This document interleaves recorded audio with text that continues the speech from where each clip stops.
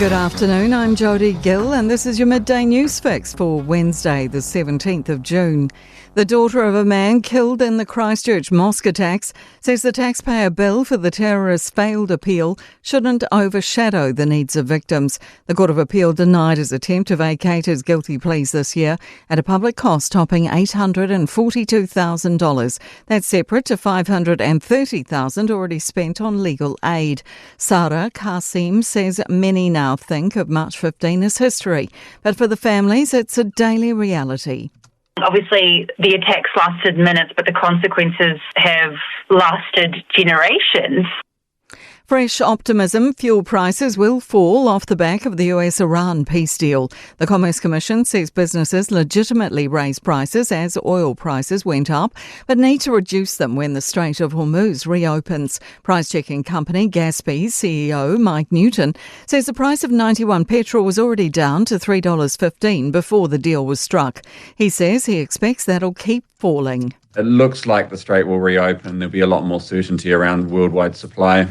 The Opportunity Party says a property tax shake-up's front of mind. The party needs 5% to break into the beehive and has been scoring between 3 and 6% in polls. The centrist party's proposing a blanket land value tax, claiming it'll bring house prices down up to 15%. Leader Kulei Wong says they want land banking to become less attractive. So it's about shifting some of that burden off what you pay on your income tax onto land tax so that you can't just grow your wealth by buying a whole bunch of property. Belief no one should have to choose between their career and their right to speak. The ACT Party's campaigning on banning regulators from disciplining workers for lawful expression outside professional practice.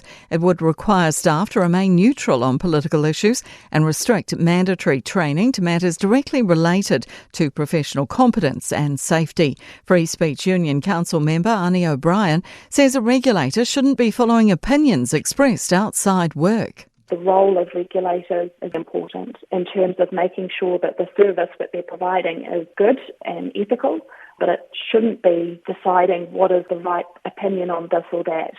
Canterbury University Student Association is admitting responsibility for food poisoning in 2024 that left more than 100 people sick during end-of-year exams.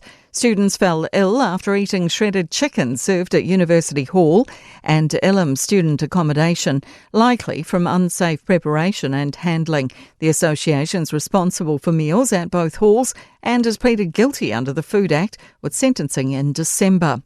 In sport, injured duo Catherine Hall and Kimiora Poi have both been included in the 12-strong Silver Fern squad for the Commonwealth Games netball campaign. Both have been listed as selected, subject to medical clearance. France have opened up their Football World Cup campaign with a 3-1 win over Senegal. And the All-Whites viral sensation Tim Payne is leaving the Wellington Phoenix and taking his 5.2 million Instagram followers to Olympia in Paraguay. I'm Jodie Gill and that's your latest news fix. We'll be back with the next update at 5 p.m. from the Newstalk ZB newsroom.